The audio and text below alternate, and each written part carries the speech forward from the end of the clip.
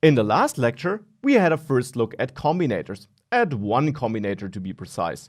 Now, there are more combinators, 4 very important ones to be precise.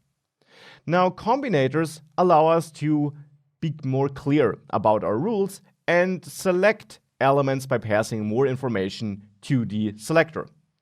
Now, you can combine multiple selectors, not just 2 as a side note, and as I mentioned, you can combine them with 4 important types of combinators. The first one is the adjacent sibling combinator. The second one is the general sibling combinator. Then we have the child combinator and the descendant combinator. Now, how do they look like? Here are some CSS snippets.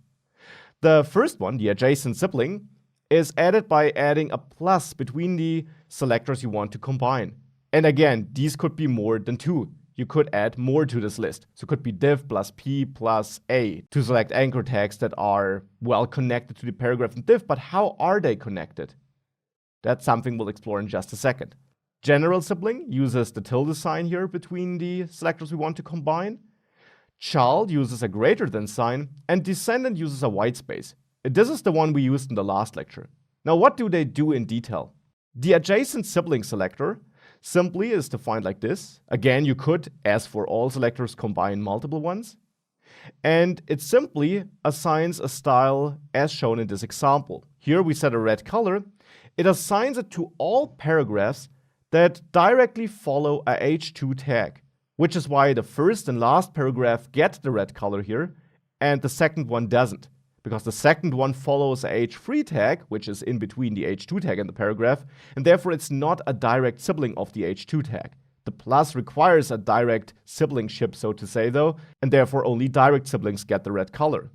Now, if you were to combine more than 2 selectors, so h2 plus p plus a, then only anchor tags next to paragraphs that are next to h2 tags would get the red color. So elements have to share the same parent here. That's also an important thing to keep in mind. They have to be on the same level. And the second element, or third, or whatever you're selecting, has to come immediately after the first or second, whatever you're selecting, element.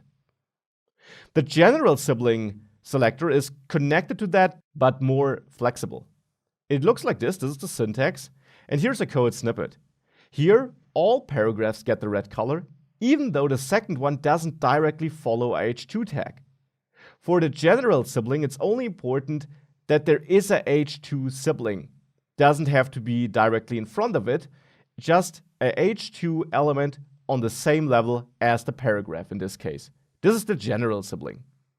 So important thing here, you have to have the same parent, and the second element comes after the first one, but it doesn't have to come directly after it. The child combinator uses that greater sign, and that rule would change the following HTML code to have a red color on the first and last paragraph, but not on the one which is nested inside the article. Because this child combinator says any paragraph that is a direct child of a div should get that style. Now again, you can use multiple here, not just 2. You could also say anchor tag inside a paragraph, inside a div, where each element is a direct child of the other, should get a certain style. And that allows you to be very precise about which childs you want to target. This is not the combinator we used in the last lecture, because there I showed you that it doesn't matter if you have a direct parent or not. So this only applies styles if you are a direct child of an element.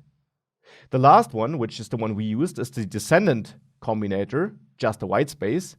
And here, the level on which you are doesn't matter. Here in this example, all paragraphs get the red color, no matter if they are a direct child of the div or not. Simply because here it just matters that there is a div somewhere above them in the DOM, so to say, doesn't have to be a direct parent. So the second element is just a descendant of the first element, not a direct child. Now this probably is the combinator you use most often. Important about combinators, definitely use them if they allow you to be more precise, but you should be aware that direct selectors without combinators are showing a little bit of a better performance. That being said, it's not like combinators are super bad, and it also matters on what you combine. In our code, for example, this combinator here has a pretty good performance. because we're very clear about the element. It would be worse if we had the star, for example. And we're then using an ID, which has awesome performance because there aren't many IDs on the page. By the way, performance for classes is also pretty great. So classes, IDs, these have great performance. Combinators which use them also tend to do pretty good.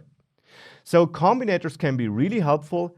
This one is probably the combinator you use most often, and they allow you to really ensure that you only style the elements in the parts of your app where you want to style them.